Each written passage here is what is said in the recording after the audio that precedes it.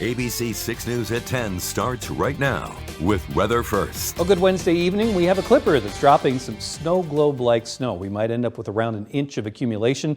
That was from our tower cam looking down Broadway. We still have some partially covered to completely covered roads in parts of southeast Minnesota and north Iowa thanks to this clipper moving through. You can see the latest road conditions on our website. That was the radar picture. I zoomed past that a little too quickly, but we have a winter storm watch, so we have an alert day as well for Friday.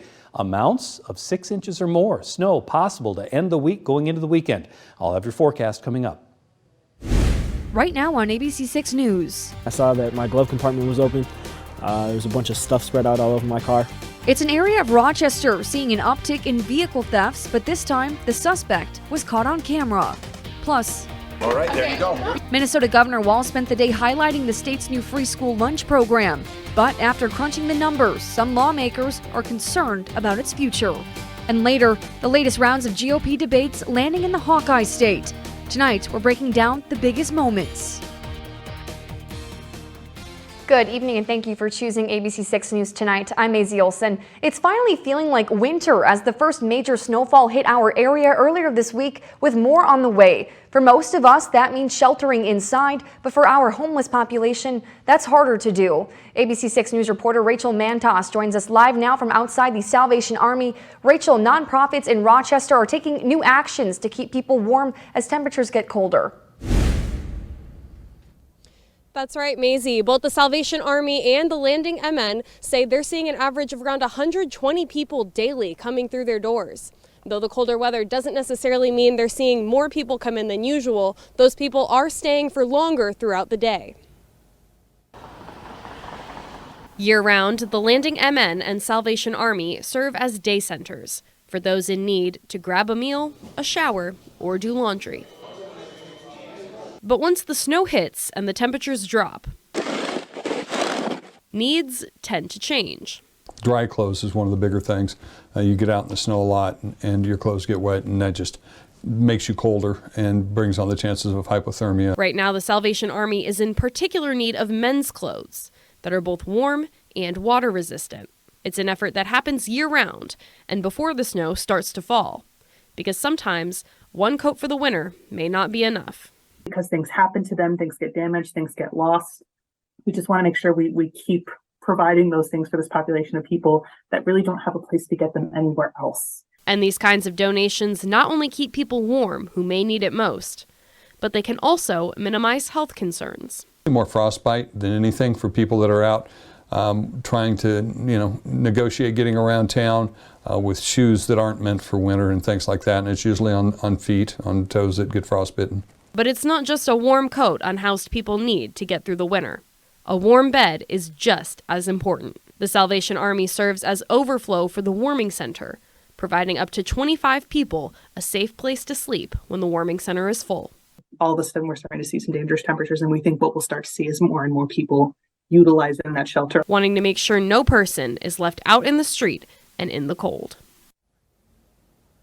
We'll have more information on how to get in touch with these organizations and receive their services on our website, KAALTV.com. Live in Rochester, Rachel Mantos, ABC 6 News. All right, thanks, Rachel. And now to an apparent crime caught on tape. The image you can see behind me was captured by one family who says someone rifled through their car and stole a wallet. It happened last night in northwest Rochester, an area RPD says is seeing an uptick in incidents just like this. And while police hope the video will help track down their suspect, this isn't the first time this family has dealt with this. A few years ago, both of their cars were stolen right under their nose as they sat in their driveway. And though this time their cars were left in place, this stolen wallet is putting a strain on some big plans for the family. I don't have a passport, so I got to go through a bunch of hoops and hope that they believe me when I say who I am at the airport. Hopefully my license will come, but we leave in little under a month, and I don't have a license to get to Charlotte for the Junior Olympics. RPD has recently laid out some guidelines for you to follow to help you avoid these kinds of incidents.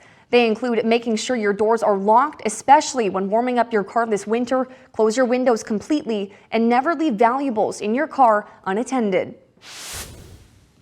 Also tonight, inside a Mower County courtroom, this man, 36-year-old Darren Finley, is withdrawing his guilty plea and is choosing instead to go to trial. I should ask Mr. Finley, you are asking to withdraw your plea on that file? Correct, yeah. Okay. As we discussed further, that is your right pursuant to the agreement. So the guilty plea on that file is withdrawn. Finley is accused of being behind the wheel during a deadly hit-and-run incident that dates back to December of 2022. That crash ended up killing 41-year-old Melissa Rack and landed Finley in handcuffs days later after a trail of evidence allegedly led right to his doorstep. His trial is now set for May. Good evening. Good evening, I'm Jordan Sansom. For the last couple weeks, we told you about Albert Lee's hopes for new projects in the future, mainly how to improve its rec and facilities. Now, City Council members approved a new budget of $11.8 million to make it happen. The City Council wishes to sustain the City Arena, Aquatic Center, Marion Ross Performing Arts Center, and the Splash Pad. The resolution allows the city to lay the groundwork of how they wish to pursue each project with the money. Going from investigation and moving over towards more of starting to actually set up the potential for the construction projects. We're still far out from actual construction, but the City Council will decide which process they wish to pursue and enter a contract with Apex Facility Solutions to design the projects. From there, the council will accept bids and start the work. There's still a lot of work to do before we get to that point, like how they wish to fund it. Some possibilities include using equipment certificates and election bonds. The council will meet on January 22nd to discuss all and any funding opportunities. Live in the newsroom, Jordan Sansom, ABC 6 News.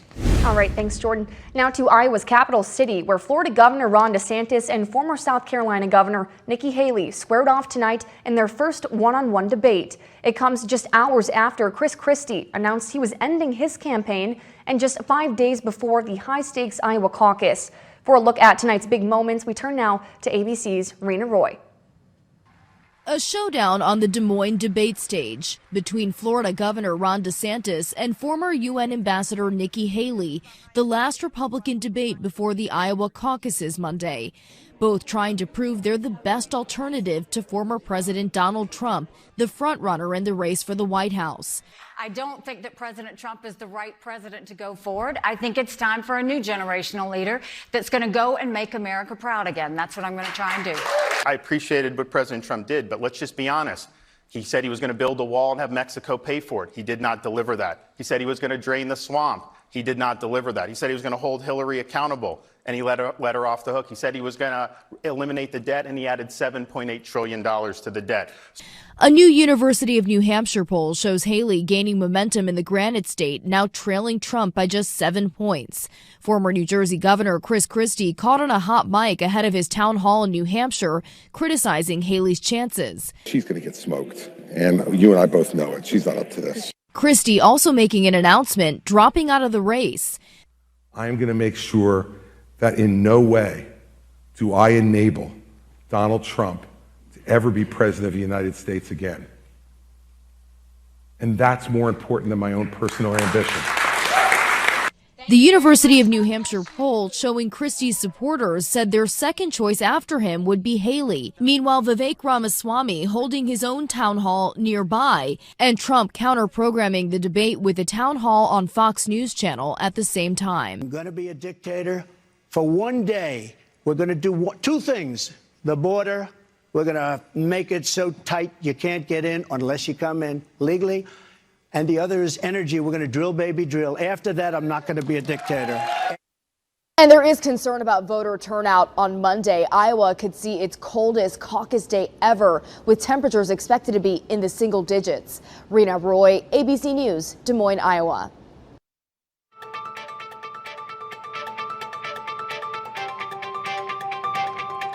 Welcome back. Now to some news from around the world, starting with the chaos unfolding tonight in Ecuador.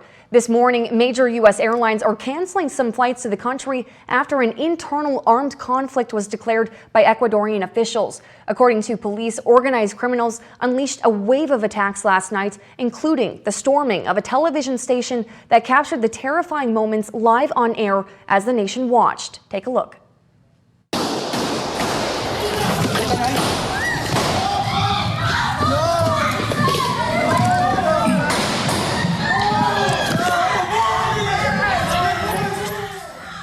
The armed gunman flashing guns and even explosives into the camera before police rushed in and arrested the 13 people involved. The violence there has already killed 8 people and injured 3 others. The country's emergency declaration now expected to last 60 days.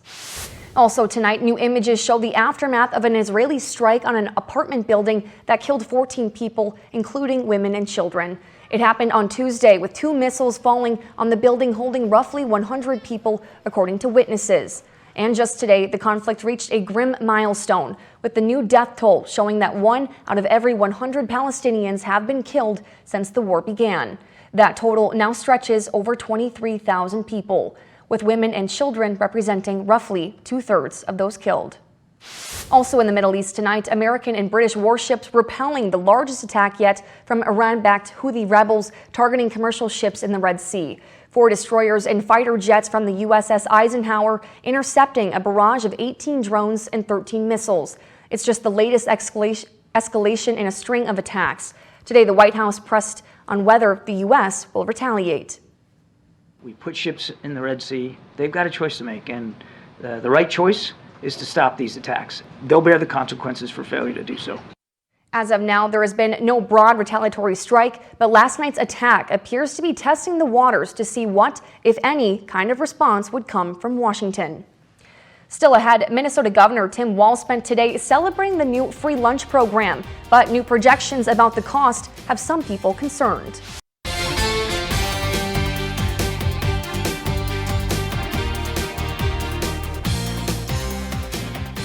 Good evening. Here's a look at our Weather First radar picture. We do have snow coming down in southeast Minnesota now. This is a compact system. It's fast moving, and right now it's meeting its expectations. We've got some lowered visibility in Olmsted County, Mower County, Freeborn County, and then down into Worth County, Cerro Gordo, Hancock, and Winnebago counties. That's where we're seeing the most right now. We've got a little bit of a break in parts of northeast Iowa.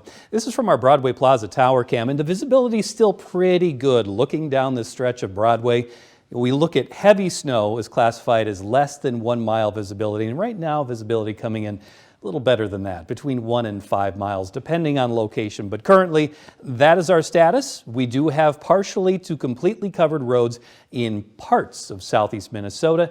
So far, reports okay as of this minute in parts of north central and northeast Iowa. Not seeing any terrible conditions, but there have been a couple of spinouts reported. Now, for Friday, starting late Thursday night, there is an alert day, and here's what we're talking about. Snow likely Thursday night. That's late tomorrow night, starting at around midnight to 3 a.m. very early Friday morning. That's going to last through Friday night. Combination of snow and wind is going to be more potent with the system than it was with Monday into Tuesday's storm, and Arctic air is following that. Even on Saturday, temperatures will top out at around 12. Because of this storm, the winter storm watch has been issued by surrounding National Weather Service offices. We're looking at the potential of 6 inches or more snow in these counties in blue. Now, some of the fringe counties will likely see a little bit less than 6 inches of snow. Exact total forecast as far as what we're expecting, we're going to fine-tune that getting into very early tomorrow morning. Here's the clipper moving out of Iowa into Illinois, still affecting us, and this larger storm system taking shape in the west coast right now.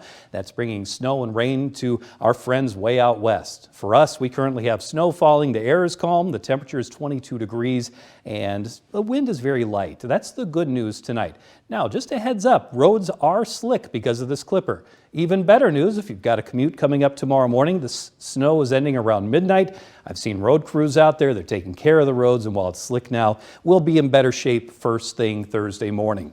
Temperatures are going to be slipping through Thursday. We'll start in the low 20s, we'll finish in the low teens getting into the evening. It's a nice lull in the action tomorrow. Future clouds and radar showing the clipper moving out tonight, and that should verify it's already making its eastward progression. Clouds tomorrow morning. Couple of breaks in the clouds tomorrow, few and far between, but some of us could see a little blue sky tomorrow, and that'll be welcome. Now, tomorrow night, snow moves in. This is going to have a pretty significant impact on southeast Minnesota and northeast Iowa, especially Friday morning on the commute, and then lasting through the day Friday. starts very early before you would even think about driving, at least for most day shift folks, okay? Now on Friday morning, it's going to be heavy at times. The wind is going to be gusting up to around 30 miles per hour. That snow hangs in there through Friday, starts to taper off a little bit going into Saturday morning. There you go, a little reminder that we have an alert day. Here's a look at our main threats. The threat of snow and wind, the highest, the cold air as the storm leaves. Temperatures will be dropping quickly on Saturday, so you might want to take care of that snow when shifts before it wraps up. It's going to be a lot colder getting into the start of the weekend. Temperatures tomorrow start before sunrise with a high in the low 20s, and temperatures cool down through the day very slowly. We're not seeing a rapid drop in temperature. Friday, it's an alert day. Snow likely from Thursday night through Friday, ending Saturday morning, but it's still going to hang in there for a little while, and then cold air blasts from Sunday through Tuesday. Temperatures staying below zero from Sunday morning through Tuesday morning. It's going to be a cold one. Didn't want to see those single digits back, but they're back. The negatives are back. Yeah, it's going to be cold. You're going to have to brush off the windshield tomorrow morning. Hey, that music. There you go. Little jig. Weather Lab Wednesday jig. You know Randy's a little embarrassed. He doesn't Time like to there dance. it is. There All it right, is. there's our dance. It's Weather Lab Wednesday. And we had a wonderful visit, by the way, to our friends at Hawthorne Elementary in Albert Lea today. You can go to our website, KAALTV.com, and learn how to become a Weather Lab assistant. If you do, kids, parents, encourage your kids to try it. You complete an experiment, send us your name and photo. You'll be chosen to win one of these toys. This really cool toy. Great prizes from our friends at Whimsy. There we go. Perfect. Thank you, Randy. You bet. Meanwhile, to a stir that's happening tonight at the Minnesota State Capitol concerning the state's new free lunch program. Projections show that the program is expected to be $176 million over budget through the next 4 years.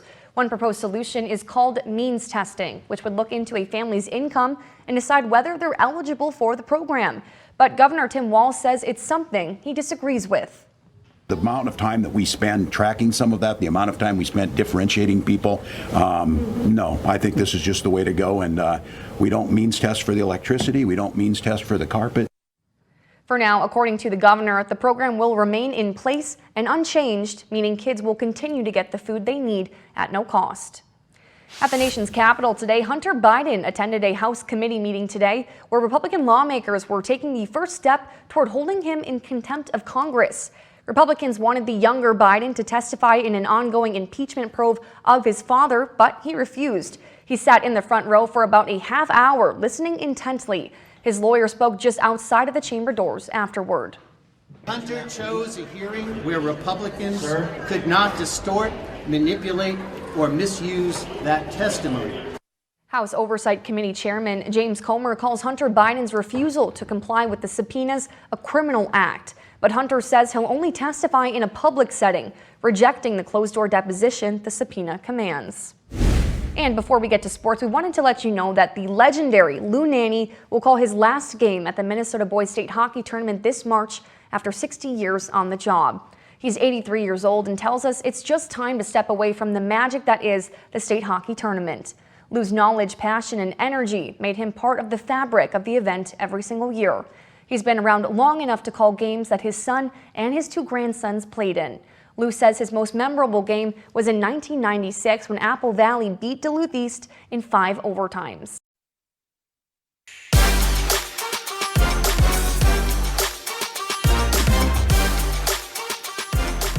Jose Solis for ABC6 Sports. Wednesday, as always, means it's time for the ABC6 Prep of the Week. Chatfield Wrestling fields one of the premier units in all of Minnesota. They're #1 in Class A and have plenty of young stars to back that ranking. But for one senior, he's subscribing to the slogan that the Gophers have always followed: pressure is a privilege. When it's Mulleren's turn to rumble, when it's Miles Mulleren's turn to rumble, you can trust him to bring home the bacon. In a sport dominated by physicality and power, Chatfield senior Miles Mulleren exhibits plenty, especially when it's taken until now to finally wrestle varsity. Just kept wrestling behind good wrestlers like Seth Getzinger, great shot, and then knee injury last year, and I just kept working to be a state place winner. This is his first year wrestling heavyweight, so he's had to change his style a little bit, new moves, some new attacks, and kind of a new way of wrestling. As the anchor of the team, Mulleren's turned in a 19-4 campaign so far, including a 6-0 sweep at the Clash in lacrosse. It was fun. We went down there as a team. We all wrestled hard, just one match at a time, working towards our goal to be state champs. Making state as a team is his main goal. Knowing Chatfield's past 2 section playoff finishes, the deciding win could fall to him. Not that Mulhern is worried if it does. I just don't tell myself that it's down to me. I like to think of it that the whole team's putting in the effort together and just go out there and wrestle my hardest, wrestle my match. You can beat someone with more heart. They could be way better than you, but if you have more heart, if you want it more, that's what matters the most. Mulhern's experienced enough to deserve his lone varsity season. He's riding on his muscle and his mentality to keep him in the zone. When he's staring down his opponent, he always remembers, for him, pressure is never a pain. It's a privilege. I don't know, it's my last year. I just want to give it everything I got, one last hurrah. I feel like we could definitely be one of the top teams in the state. We just keep working and just wrestle our matches. Mulhern and the Gophers have their next meet on Friday at home, a triangular against La Crescent Hoka in St. Charles, weather permitting, of course. Be a part of the ABC6 News team. If you see news happening, call our newsroom at 507-258-7261 or email us at news@KAALTV.com. Another look at the radar picture. Right now, you know what? We've hit the Clipper lottery. We've got the snow coming down. Loves more than a clipper. I love a good clipper. It's got that fluffy snow. It's easy to shovel. It's going to have to be swept off your car tomorrow morning. Temperatures tomorrow topping out before sunrise at around 21 degrees and slowly slipping through the day. Then tomorrow night between midnight and 3 a.m. Friday morning, snow starts. Snow likely through Friday. We have an alert day for that, and temperatures fall on Saturday. Wind gusts will be around 35 to 45 miles per hour at times on Friday as well. So we have that combination. Now, it's still questionable as far as how much snow we're going to see, but more than likely many of us under a winter storm warning by the time we get into tomorrow afternoon and look at Friday and Saturday with more detail.